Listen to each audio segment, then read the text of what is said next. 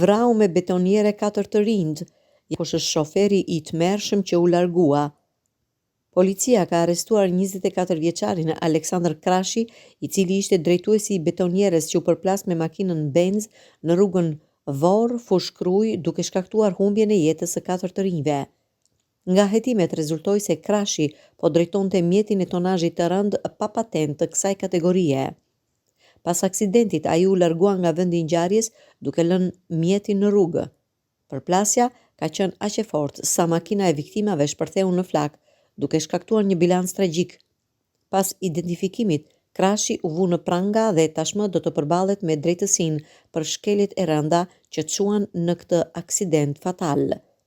Nga aksidenti i rënd humbën jetën 4 të rinj: Eneidi Laçi, Erildi Laçi, vëllezër, Enriket Kurti dhe Andi Laçi.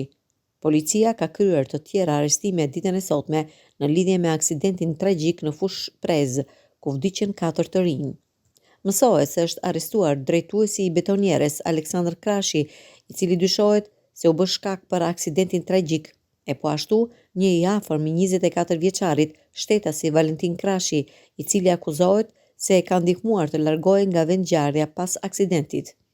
Krashi raportohet se nuk kishte patent për të drejtuar betonierën, por sërish biznesin në të cilën punonte e kishte punësuar. Për këtë ka rënë në pranga menaxheri i biznesit Daniel Koxha dhe në kërkim është administratori.